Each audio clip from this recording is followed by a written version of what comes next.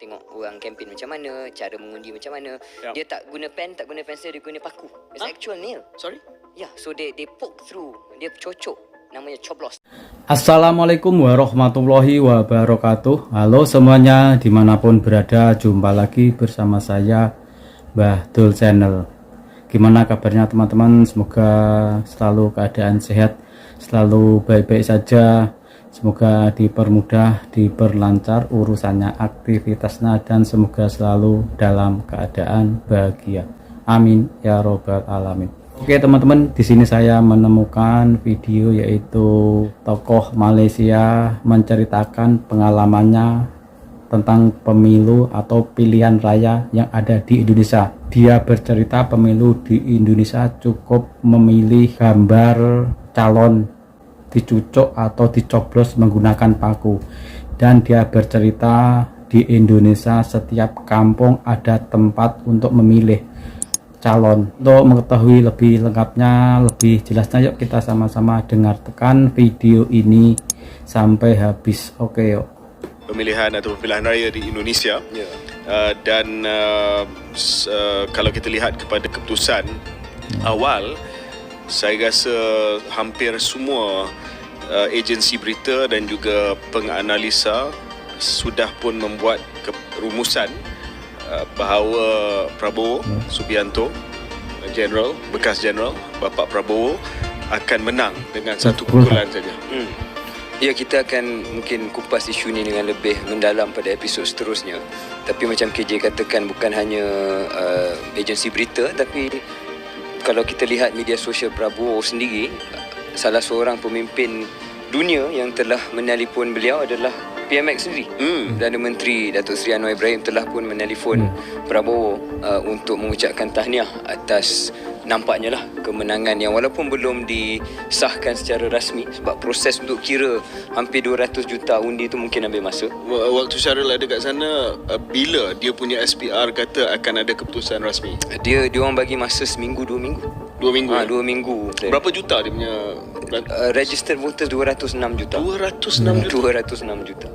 Tapi saya tengok Syaril punya clips waktu liputan percubaan saya untuk jadi wartawan. Ya, sebab tu saya letak dalam IG story saya. Apa kata mungkin kita KS ni, kita bukan hanya tumpu kepada analisa dalam podcast, kita buat news coverage sekali. Yeah, why not? Maybe I'm enjoying it. I liked it. Okay. Saya turun tanya dengan pengundi dekat Indonesia. Saya kenalkan diri saya, orang Malaysia, dia orang excited nak cerita. So ada pass media. Kita buat pass media. Buat sendiri. Kononnya ada label media tapi lepas. Masa saya masuk ke stadium di Senayan, saya masuk ikut gate media. Dan saya lepak dengan Awani, dengan Bloomberg, dengan macam really a reporter lah, jurnalis lah. Ya, tapi yang menarik yang saya tengok waktu Syaril buat liputan tu, dia punya tempat mengundi tak ramai. Dalam 100-200 je. Betul. Sebab ada 830,000 TPS punya pusat pengundian. Tempat mengundi lah. Tempat mengundi 800,000. So macam saya, kalau kita kira congak, jumlah pemilih Indonesia ni 10 kali lebih ramai dari Malaysia. Tapi jumlah tempat mengundi dia 100 kali lebih banyak. So that explains, I guess, and then dia punya tempat mengundi ni tempat biasa lah, tak ada macam sekolah yang ada polis, yang ada rope line, yang gazette, tak boleh datang 500 meter bendera dan sebagainya. Just make it easy. Kemah tepi jalan, ada satu abandoned building, that's where they did the TPS. Dan nampak as a very community event. Jadi rukun tetangga, ketua kampung yang akan arrange. Sekedar pengetahuan, pemerintahan di Malaysia menganut demokrasi parlementer dan monarki konstitusional, di mana raja memainkan peran seremonial, meskipun ia memiliki kekuatan kebijaksanaan tertentu. Pemilihan diadakan setiap 5 tahun kecuali Perdana Menteri meminta pemilihan awal. Dan dalam pelaksanaannya, pemilu di Malaysia diawasi oleh polisi kerajaan Malaysia atau disebut juga PDRM. And then Syaril berada di Menteng. Menteng ni kawasan elit lah. Dia macam Bukit Damansara Bangsa di Jakarta. Saya pergi tempat lain juga. Dan saya tengok dia, kalau 200 orang, tak ada queue lah. Orang pun tak marah. Macam kadang-kadang di PRU Malaysia terpaksa queue, marah. Tak ada queue. Kita sebagai calon pergi ke tempat mengundi pun kemasam, tak nak tengok kita kan? Sebab dah panas. Dan tempoh mengundi KJ 7 sampai pukul 1. That's it. So that's what 6 hours. Yeah. Very very short. Efficient walaupun adalah sedikit kelemahan, ada banjir di sebahagian tempat di Jakarta, tetapi secara keseluruhannya satu pengalaman yang saya belajar banyaklah proses demokrasi tempat lain kan, macam mana tengok orang kempen macam mana, cara mengundi macam mana. Dia tak guna pen, tak guna pensel, dia guna paku. Actual nail. Sorry? Ya, so they poke through, dia cocok, namanya coblos. Dia Kalau coblos di ke atas. Amerika chat, di hanging chat kan, dulu dia di Amerika they have to punch, and then that's called the chat. Kalau dulu gore dengan Bush hanging chat tu tak jatuh. So di coblos. Ni coblos pakai paku. So cocok, and then that's your vote. I see. So ialah perkara-perkara macam tu yang kita belajar. Ya. Dan yang serius-serius kita akan simpan untuk episod akan datang. Cuma Syaril, satu benda yang mungkin kita selama ni waktu Syaril buat liputan tak timbul sangat sebab kita nak bagi tumpuan kepada pemilu ataupun pilihan raya itu sendiri adalah berkenaan dengan hubungan Malaysia dengan Indonesia ni. Ya. Dan apakah ia akan berubah dengan Bapa Prabowo sebagai presiden. Ya, kita selalu kata beliau adalah seorang yang memang kenal Malaysia, pernah belajar di sini di Victoria Institute BI. Maybe Syaril, sebelum kita tutup bab Indonesia ni, 3 benda bagi saya lah, you can agree or add or subtract, yang mungkin menjadi keutamaan dalam hubungan bilateral antara Malaysia dan Indonesia ni. Pertamanya sudah pasti adalah hubungan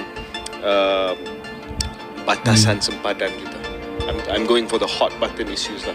Sebab ini terutamanya baru ni ada treaty antara Malaysia dan Indonesia dan timbul soal kedaulatan negara.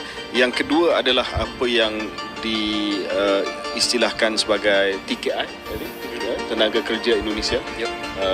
Of course foreign workers, migrant workers Indonesia di sini dan layanan yang diberikan kepada mereka. Dan ketiga of course adalah bilateral economic relations between Malaysia and Indonesia. So mungkin kita boleh kupas untuk datang the 3 issues ni. Okey, misalnya kalau saya boleh tambah ialah juga peranan Malaysia dan Indonesia kalau hubungannya lebih baik dalam isu-isu serantau, isu Myanmar maupun isu global, isu Gaza dan sebagainya yang akan berterusan. Dan kalau ada kerjasama yang lebih baik, mungkin boleh ada suara yang lebih sepadu. Kerana kalau kita tengok, mungkin Presiden Jokowi tidaklah nak kata tak mesra, tapi dia lebih domestic focus lah. Saya rasa dia punya hubungan dengan Malaysia okey, tak adalah tak bagus, tapi tak juga menjadi satu perkara yang sangat-sangat positif macam SBY dulu mungkin ada sedikit.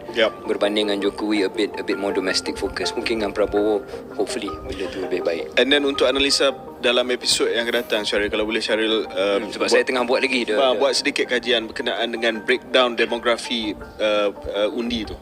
Sebab saya difahamkan macam Jakarta Prabowo tak menang. Ya, kawasan-kawasan elit, kawasan-kawasan di mana pendapatan dia lebih tinggi, pendidikan dia lebih tinggi, dan dia usia dia lebih lanjut, mungkin Prabowo punya populariti tak sehebat di kawasan-kawasan lain. Let me go and check the numbers a little bit. Okay. Tapi saya harap akan nantikan kapsul dokumentari ringkas dan juga perbincangan lebih lanjut soal. Oke teman-teman, dalam video ini kesimpulannya bahwa di Indonesia memilih presiden cukup menyucuk atau menyoblos gambar calon, dan warga Indonesia bisa memilih biarpun di luar negeri, dan di setiap kampung atau desa ada tempat-tempat dan fasilitas untuk memilih atau menyoblos calon presiden. Nah, semoga video tadi menjadi informasi dan bermanfaat untuk teman-teman semua. Terima kasih yang sudah menonton dan sudah subscribe. Yang belum subscribe silahkan subscribe biar bisa mengikuti video-video saya berikutnya. Oke, saya minta undur diri. Wassalamualaikum warahmatullahi wabarakatuh.